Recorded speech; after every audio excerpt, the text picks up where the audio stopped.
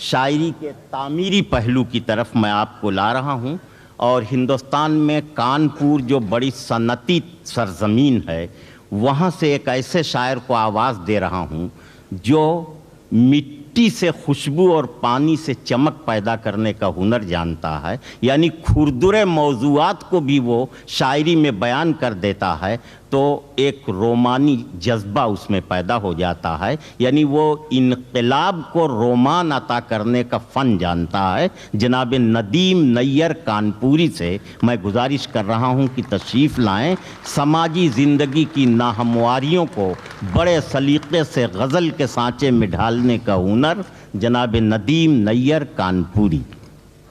معزز سامعین، پہلی بار آپ کی خدمت میں حاضر ہوا ہوں۔ کچھ اشعار تحفتاً آپ کی خدمت میں مجھے پیش کرنے ہیں، لیکن اس سے پہلے ایک گیت، جس گیت کی وجہ سے صلاح الدین صاحب کے صاحبزادے نعمان کو بہت پسند تھا اور جس کی وجہ سے مجھے یہاں تک بلایا گیا، وہ گیت بھی آپ کی خدمت میں پیش کروں گا، لیکن اس سے پہلے یہ 4 مصرے ملاحظہ کیجیے گا۔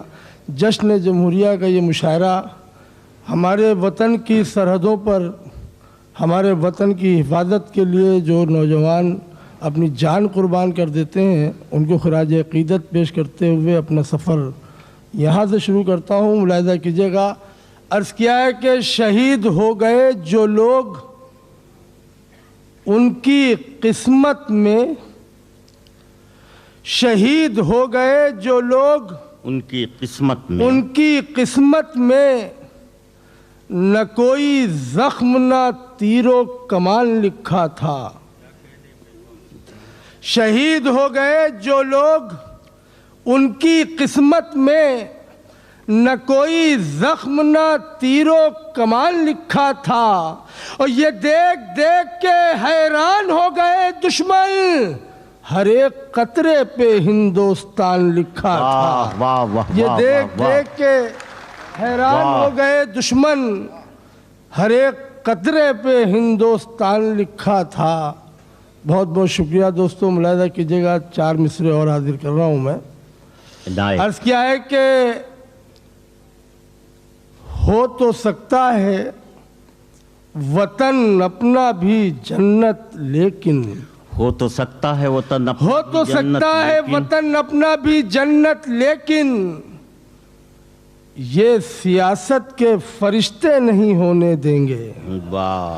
ہو تو سکتا ہے وطن اپنا بھی جنت، لیکن یہ سیاست کے فرشتے نہیں ہونے دیں گے، اور لاکھ تلوار اٹھے فرقہ پرستی کی، مگر اے وطن ہم تیرے ٹکڑے نہیں ہونے دیں گے۔ لاکھ تلوار اٹھے فرقہ پرستی کی، مگر اے وطن ہم تیرے ٹکڑے نہیں ہونے دیں گے۔ وہ گیت آپ کی خدمت میں پیش کر رہا ہوں، ملاحظہ کیجیے گا۔ اس کے بعد اگر آپ نے محبتوں سے نواز دیا، مجھے یقین ہے نوازیں گے آپ، ملاحظہ کیجیے گا، تو اس کے بعد میں غزل بھی جو تحفتاً آپ کی خدمت میں پیش کرنے ہیں مجھے شعر، ملاحظہ کیجیے گا۔ اس گیت میں ہندوستان خود آپ سے گفتگو کرے گا، اور شاید اگر آپ کو کچھ نیا پن محسوس ہو تو اپنی محبتوں سے نوازیے گا۔ بمبئی میری آنکھیں اور دلی میرا دل، بمبئی میری آنکھیں اور دلی میرا دل، کلکتہ میری زلفیں، لکھنؤ گال کا تل، ہندوستان ہوں میں۔ بمبئی میری آنکھیں اور دلی میرا دل، کلکتہ میری زلفیں، لکھنؤ گال کا تل، ہندوستان ہوں میں، ہندوستان ہوں میں، بمبئی میری آنکھیں۔ ملاحظہ کیجیے گا ہندوستان کیا کہہ رہا ہے۔ غیروں کا کیا ذکر کروں میں اپنوں نے بھی لوٹا، غیروں کا کیا ذکر کروں میں اپنوں نے بھی لوٹا، میری آنکھ سے آنسو چھل کے دل کا درپن ٹوٹا، زخم ملے جیون کو اتنے میرا ہنسنا چھوٹا، زخم ملے جیون کو اتنے میرا ہنسنا چھوٹا، مدھوبن میرا جیون اور مرلی میری تان، مدھوبن میرا جیون اور مرلی میری تان، میرا دکھ ہے یہ سب کے لیے دے کر جان، خود بے جانوں ہوں میں، ہندوستانوں ہوں میں، بمبئی میری آنکھیں اور دلی میرا دل، کلکتہ میری زلفیں، لکھنؤ گال کا تل، ہندوستانوں ہوں میں، ہندوستانوں ہوں میں، بمبئی میری آنکھیں۔ واہ، ملاحظہ کیجئے خاص طور پر یہ بند، بمبئی میری آنکھیں اور دلی میرا دل، کلکتہ میری زلفیں، لکھنؤ گال کا تل، ہندوستانوں ہوں میں۔ اب تو لوگوں نے سمجھا ہے راجنیت کو دھندھا، اب تو لوگوں نے سمجھا ہے راجنیت کو دھندھا، کر کے گھٹالے کر لیتے ہیں اپنا دامن گندا، ڈال رکھا ہے دھرم کی گردن پر نفرت کا پھندا، ڈال رکھا ہے دھرم کی گردن پر نفرت کا پھندا، لاشوں کی قیمت پر بکتے ہیں مذہب، لاشوں کی قیمت پر بکتے ہیں مذہب، ڈاکو بن کے مجھ کو سب لوٹ رہے ہیں، اب ایک دکانوں ہوں میں، ہندوستانوں ہوں میں، بمبئی میری آنکھیں اور دلی میرا دل، کلکتہ میری زلفیں، لکھنؤ گال کا تل، ہندوستانوں ہوں میں، ہندوستانوں ہوں میں، بمبئی میری آنکھیں اور دلی میرا دل، کلکتہ میری زلفیں۔ آزادی کے پہلے یہاں پر سب تھے بھائی بھائی، آزادی کے پہلے یہاں پر سب تھے بھائی بھائی، آزادی کے آتے ہی نفرت کی آندھی آئی، فرقہ پرستی کے نعروں نے اب کے آگ لگائی، فرقہ پرستی کے نعروں نے اب کے آگ لگائی، ٹوٹے میرے سپنے اور پھوٹے میرے بھاگ، ٹوٹے میرے سپنے اور پھوٹے میرے بھاگ، مجھ کو ڈستے ہیں یہ کھدر والے ناگ، پریشان ہوں میں، ہندوستان ہوں میں، بمبئی میری آنکھیں اور دلی میرا دل، کلکتہ میری زلفیں، لکھنؤ گال کا تل، ہندوستان۔ بہت ندیم صاحب، دیکھیے یہ تو صلاح الدین صاحب کے بیٹے کی فرمائش پر آپ نے پڑھا تھا، باپ کے حکم پر بھی کچھ سنا دیجئے۔ ملاحظہ کیجئے دوستو، یہ تحفہ آپ کی خدمت میں پیش کر رہا ہوں، پہلے دو شعر اس کے بعد ایک غزل۔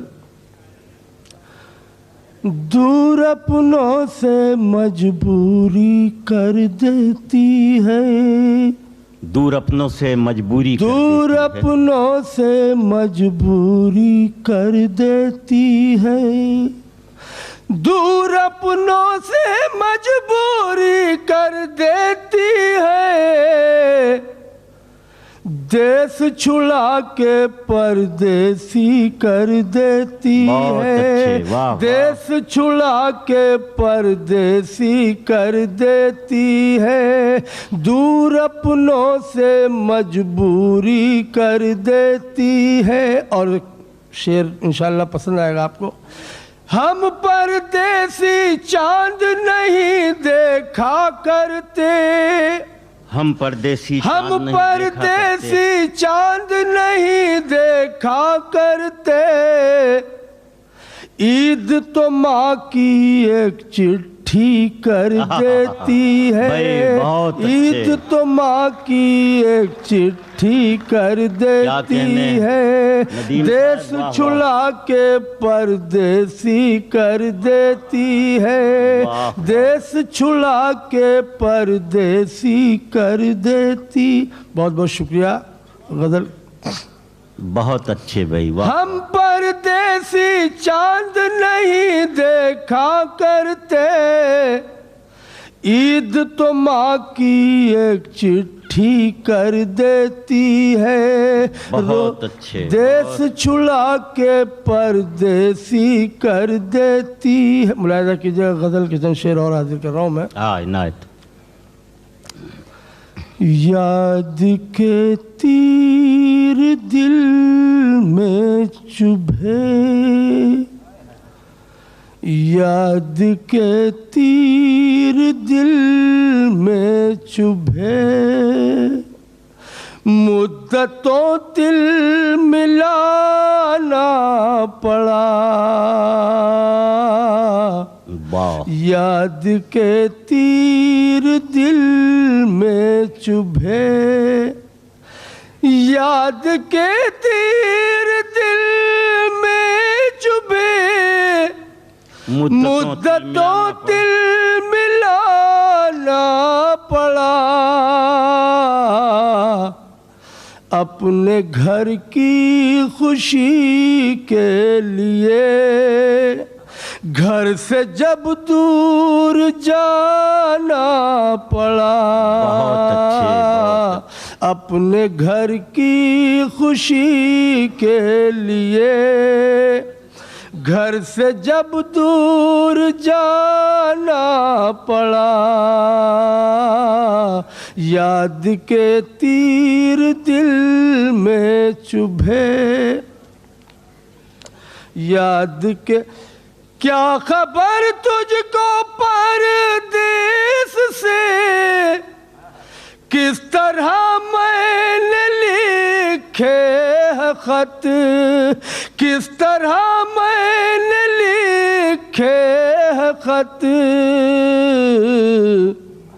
اپنے اشکوں کو ہی بارہا روشنائی بنانا پڑا، اپنے اشکوں کو ہی بارہا روشنائی بنانا پڑا، اپنے اشکوں کو ہی بارہا، گاؤں میں گاؤں کے کھیت میں کچھ خبر جب نہ اس کی ملی، اپنی تقدیر کو ڈھونڈنے مجھ کو پورب سے آنا پڑا، اپنی تقدیر کو ڈھونڈنے مجھ کو پورب سے آنا پڑا، اپنے گھر کی خوشی کے لیے۔ بہت اچھے جناب ندیم نیر۔ جناب ندیم نیر نے مختلف انداز کی شاعری سنائی۔ ایک نظم انہوں نے ہندوستان سے متعلق سنائی جس میں ہندوستان کی مختلف تصویریں پیش کی گئی تھیں۔ کچھ تصویریں ایسی بھی تھیں جو تکلیف دہ تھیں۔